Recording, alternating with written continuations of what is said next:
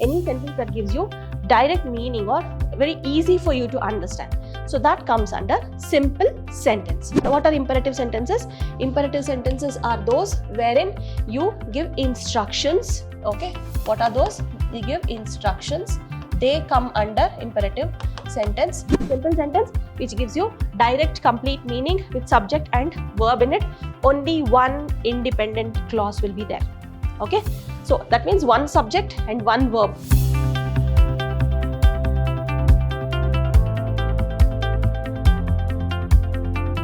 Hello everyone, I am Dr. Shalini, Professor of English, Vidhyaashram First Grade College, the Temple of Excellence, MYSURU.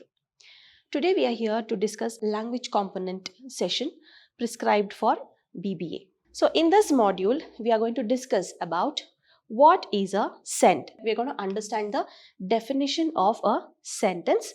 Then we are going to discuss about the sentence patterns in English. Which are the various sentence patterns that are there in English. Okay. So next we are going to understand about the types of sentences. Okay. Which are the various types of sentences that are existing in English. Okay. So then we are going to understand how to construct meaningful sentences. I mean to say, what are the ways in which, what are the tips we have to know in order to construct a meaningful sentence. Okay. After that, we are going to have few examples, that is few words to which we are going to construct sentences. Okay. So all set to go. Let's begin our session. So first thing is the definition of a sentence. So a sentence is a group of words that is arranged in a meaningful way. Okay. So meaningful way, what does this mean? So suppose if I say sentence is a group of words, suppose I consider the definition only till here. Okay. So sentence is a group of words. Okay. I still haven't come to this. So can I say, if I say probably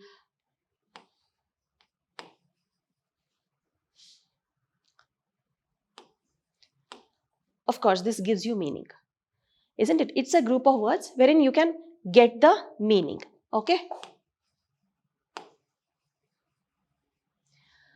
Do you think this is a question or what is it? You are not able to decide what is it. So if I just put few words in a group, I'll just put few words that whatever comes to my mind in maybe if I arrange it in a group or in a sentence, does it make sense?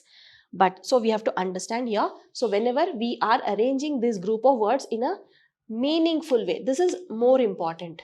Okay. So meaningful way is the striking word here. This actually is the main word which you have to consider. Okay. So meaningful way only it has to be arranged. The words have to be arranged in meaningful way. Then only it makes sense and then only you call it as a sentence. Okay. So suppose I say, again another example I'm giving you, child come. So no meaning at all, isn't it? So this has no meaning, though this is put in sequence, it has no meaning because it is not a group of words that contains meaning. Okay, we have to add few more words in order to make it meaningful. So how do we make it meaningful? We have various ways in which we can understand that we can make it meaningful. Okay, so let's go further. So this was the definition of a sentence. But suppose I say I am going to school. Okay, so this is arranged in a meaningful way. Okay, so this is arranged in a meaningful way and this you call it as a sentence. Okay, this you call it as a sentence because it is giving you meaning. So this is meaningful, isn't it? This sentence is meaningful. Okay, so this is arranged in a meaningful way. It is a group of words again. Okay, you just cannot say in the park. It is not giving you meaning. Yeah, you can understand the context. Okay, where? In the park. That is half a sentence. Okay, if at all you have to make a complete sentence, there are few patterns which we have to follow. Okay, so there are various sentence patterns in English which we have to follow in order to make a sentence meaningful. Okay, so what is it? What are the various sentence patterns in English that we are going to understand? Yeah, we have learned it already in one of the sessions previously, but still I'm going to repeat it because this is very important that you have to understand. Okay, so first sentence pattern, these are the various sentence patterns in English. Okay, we had already discussed about subject, verb, object, and verb and object, and subject and verb. Only these three we had discussed.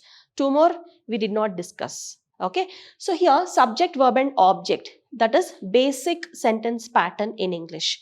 Okay, so the basic sentence pattern, I mean to say, suppose the subject can be a pronoun, it can be a noun or anything. Okay, subject can always be a pronoun or a noun.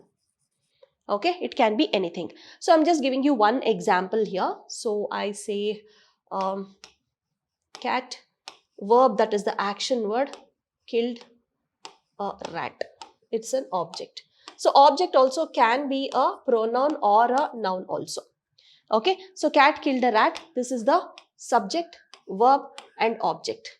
This is the sentence pattern here. Okay, verb is the heart of sentence. So wherever you go, there is a verb. Without verb, you can never frame a sentence.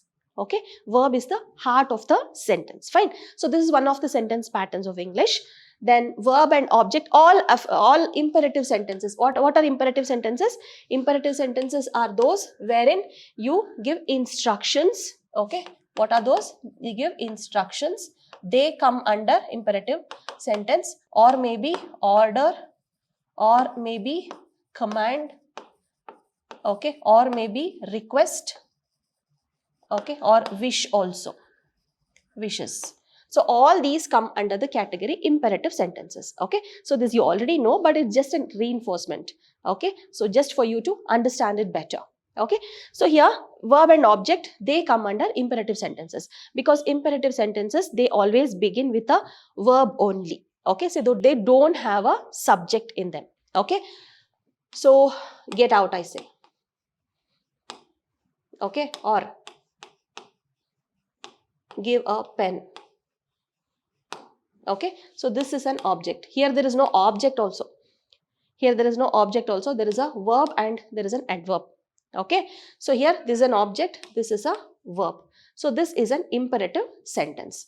Okay, so this is an imperative sentence, and we have few sentences which have subject and verb only. Subject and verb only. So for example, I laughed.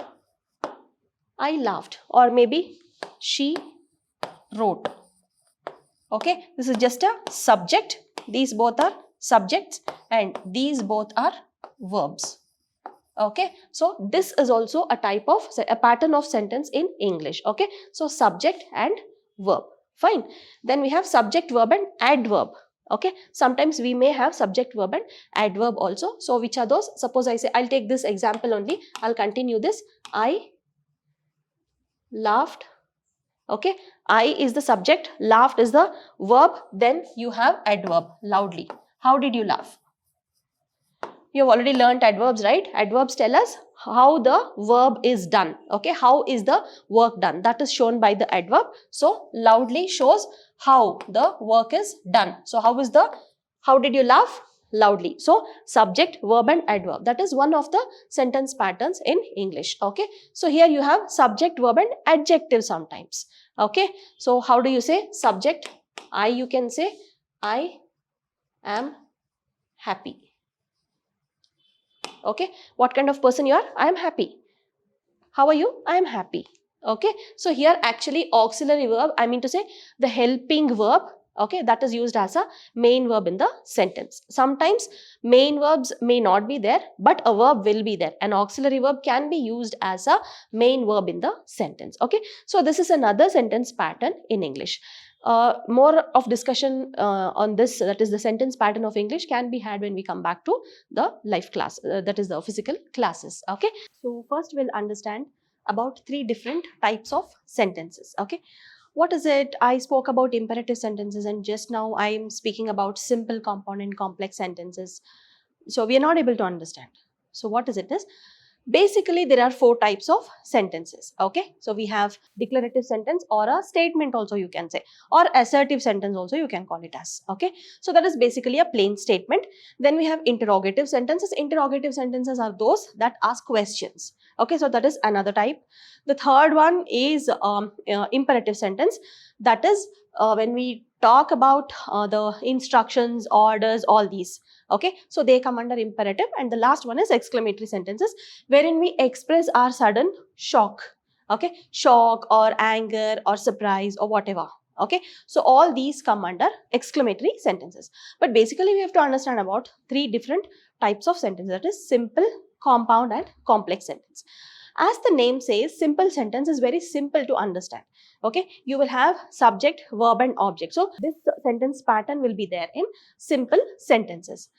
Here when I'm talking about this subject, okay, simple sentence will have a subject, verb and object. Okay, the subject and object can be pronouns or it can be nouns also. So both of this can be pronouns, okay, or nouns also. They can be nouns. Okay, so just to give an example, any sentence that gives you direct meaning or very easy for you to understand, so that comes under simple sentence. For example, I can say I go to school. Okay, I go to school. This is a simple sentence. Fine. So it is giving you complete meaning. It is very easy for you to understand. Fine. So next we'll go to compound sentence. Compound sentence is actually a combination. It's the mixture of 2 simple sentences. Okay, you combine 2 simple sentences in order to make it as a compound sentence. So let me give you examples of compound sentence. Okay, so let me just number it so that it will be easy for us to understand. Okay, so this is an example of simple sentence. Coming to compound sentence, I am combining 2 simple sentences. Okay, I am a student. Okay, I'll take one of these examples only. I go to school. Okay, so these are 2 simple sentences. So how do I combine these 2 compound sentences? One way of combining is by adding a conjunction. What is a conjunction? Conjunction is nothing but a joining word. Okay, it's a joining word. For example, you can use and, or, all these. So these are called as conjunctions. So I can combine these 2 sentences by adding a conjunction. How do I do it? I am a student and I go to school. Okay, I go to school. You combine it like this. The second way of doing it, combining it by adding a semicolon. Okay, you just have to put a semicolon in between the 2 sentences. Okay, so I can say I am a student. Instead of this conjunction, you just put a semicolon and say I go to school. Okay, so this way also you can combine and make it as a compound sentence. Fine. At last you have the complex sentence. Complex sentence, you need not have to worry. As the name says, it is not actually very complex to understand. But the way you combine it, it is different. You can combine one dependent clause with another independent clause. So what is this dependent, independent? Dependent clause is very easy. Clauses are very easy. Okay, clauses are those words which have subject and verb in it. It's a group of words which have subject and verb in it. And here complex sentence will have one dependent and one independent clause. Independent clause will have a complete meaning. Dependent clause will not have a complete meaning. That's it. That is the difference between dependent and independent clause. So how do you combine when you have a complex sentence? First, you can put the dependent clause. For example, if you study, this is a dependent clause because it starts with a condition. If the sentence starts with a condition, or maybe because, the reasoning word, or anything like that. Those are called as conjunctions. If, because, while, when, all these are called as conjunctions. Okay, so they are also called as subordinate conjunctions. We can discuss about this in the class later. Okay, when you come to college we can discuss about this, but this is called as a dependent clause, this whole sentence which does not have a complete meaning. If you study, if I study what, so you should have something, right? This is an incomplete sentence. Okay, so this is an incomplete sentence. To complete it, you will have another part of it which is called as an independent clause. So the sentence that completes this the meaning is called as an independent clause. Okay, so if you study, you will pass. That's it. So this is the independent clause which is giving complete meaning. Okay, so this gives complete meaning, so this is independent clause. This gives incomplete meaning, so this is that is dependent clause. Okay, so you can either put the dependent clause first or later. You can put it like this also. You will pass if you study. Okay, so this way also you can put it. This is one example of complex sentence. This is another example of complex sentence. Fine. So this is a complex sentence. So we have seen all the three examples: simple, compound and complex. Simple sentence which gives you direct complete meaning with subject and verb in it. Only one independent clause will be there. Okay, so that means one subject and one verb. That combination of one subject and one verb is called as a simple sentence. Compound sentence, combination of two simple sentences. You can either combine it by adding a conjunction or by adding a semicolon. Okay, so the third one is complex sentence, wherein you can combine an independent clause with a dependent clause. The part of the sentence that gives you complete meaning is called as an independent clause. The part of the sentence that gives you incomplete meaning, that sentence is not complete, that is called as a dependent clause. So the combination of these two is called as a complex sentence. Okay, so now we have to understand how to construct meaningful sentences. There are various ways in which you can make a sentence meaningful. Okay, with exam point of view. Okay, if you have to make good sentences, then you'll have to go through so many things, like what is the word order, like where should a subject be placed, where should a verb be placed, where should an adverb be placed, what is the position of an adjective. By learning all these, you can understand the construction of sentences in a better way, which you can do it later also, no issues. Okay, with exam point of view, just keep these things in mind in order to construct your own sentences. Okay, so this construction of sentences you will be getting for 4 marks. Okay, in your exam you will be getting it for 4 marks as a language component in the language component part. Okay, so how do we make sentences meaningful? First thing is we have to make concise statements, concise sentences. What is concise? Please keep it short. Whatever is needed. Okay, keep whatever is needed, that's it. Okay, I mean to say, do not include unnecessary words.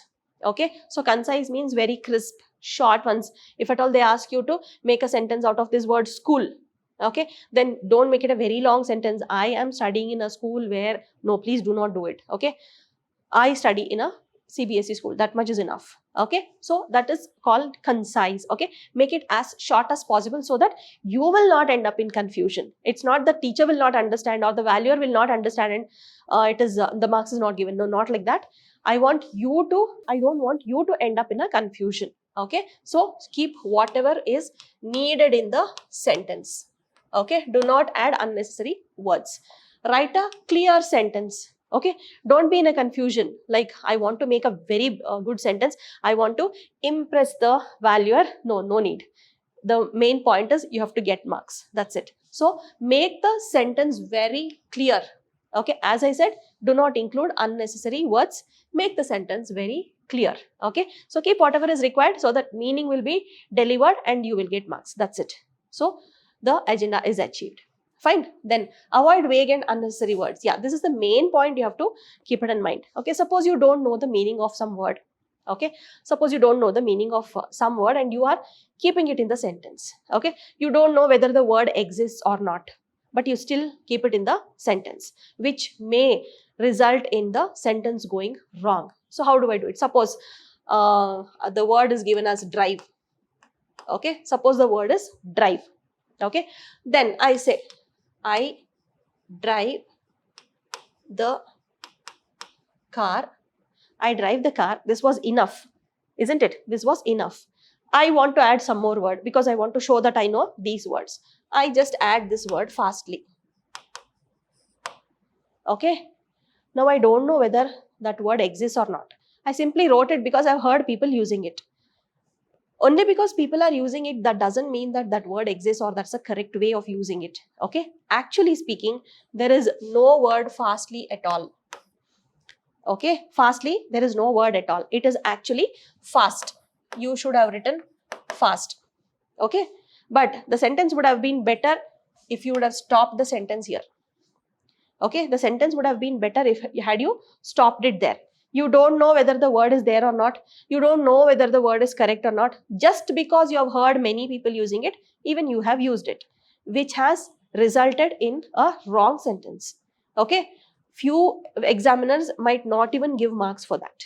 Okay, unnecessarily you have lost 1 mark.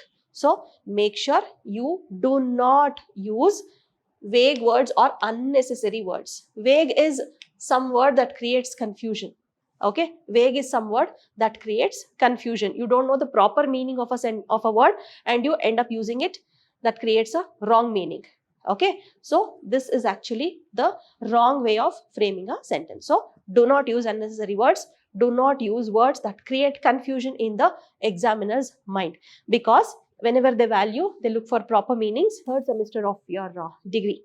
Okay, so what you have to do is you should know at least the minimum words wherein you can construct your own sentences in an easy way. Okay, only the whatever is your goal, that has to be achieved. Okay, so do not use unnecessary words and vary the length of your sentence. Suppose the first sentence you use 3 words.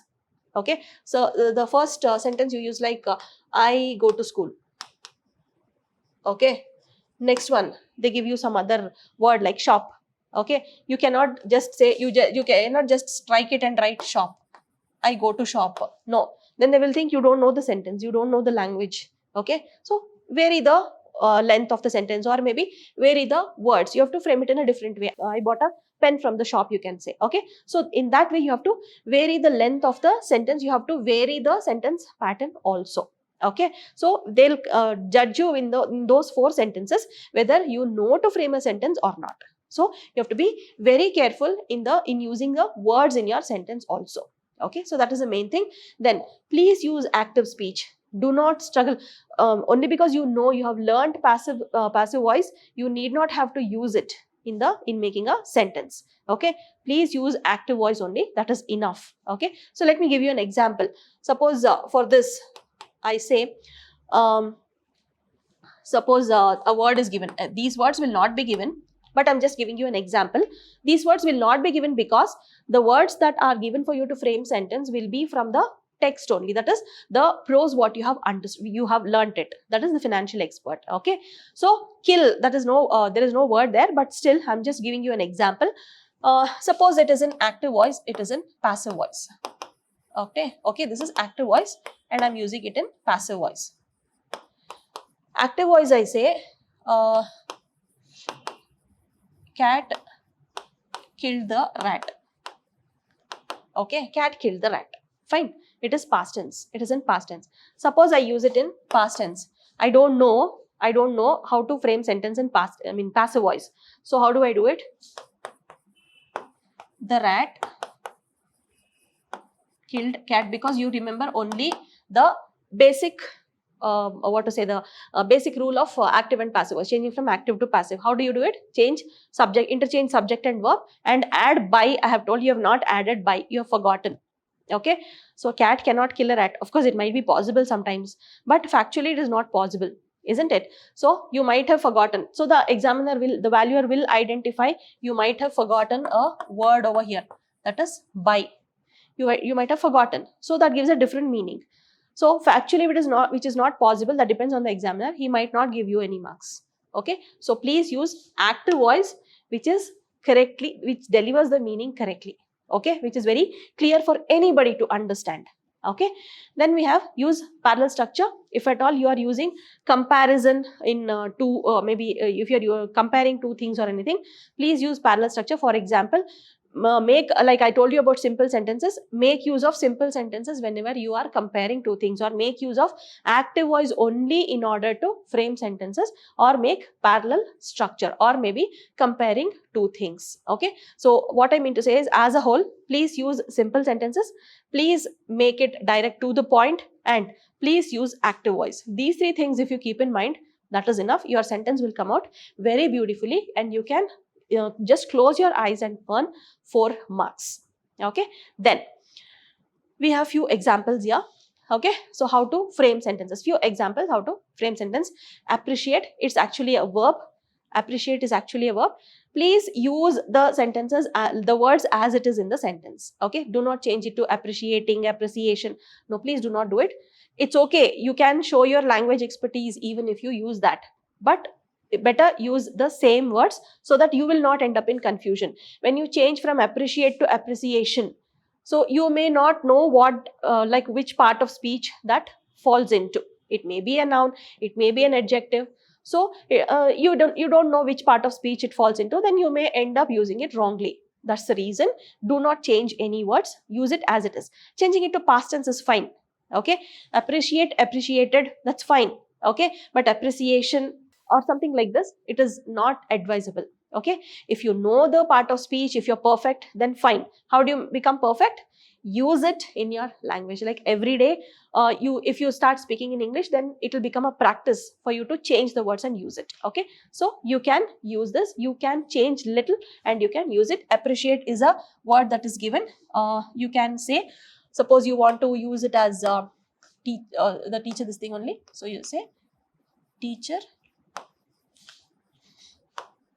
appreciated the student enough, or appreciated me, this is also fine, enough. No confusion, the meaning is delivered and the word is also used in a sentence. Okay, perfect. So second one, revenge. We should not, take revenge, or you can also say revenge is bad. Simple, this is very simple, you can use this. Okay, this was just an example I gave. You can just put 2 or 3 more words and you can do it. Okay, so then we have participate, this is also a verb. Okay, so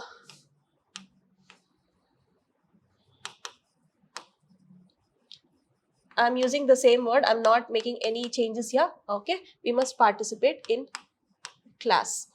Okay, if you know the word actively, then you can use it, but this word is optional. Okay, if you want, you may use it. Okay, so that's one thing. Then we have necessary. Necessary also, it's like if you know the part of speech, that's fine. If not, it's very easy for using this word. Okay, so you can say water is necessary.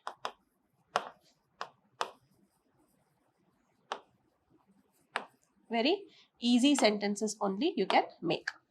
Fine. The last one is comfortable. So you can just say sofa is comfortable.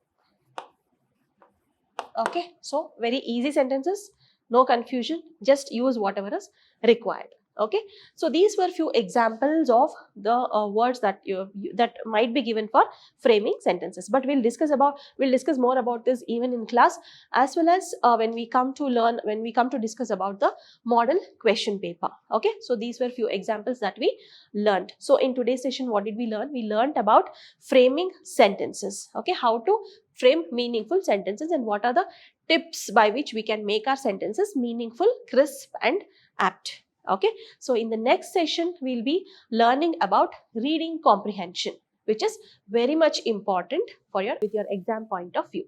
Okay, so let us meet in our next session, that is all about reading comprehension. Thank you so much for watching this session. Let us meet again very soon with another more interesting topic. Okay, so take care. See you all. Bye-bye.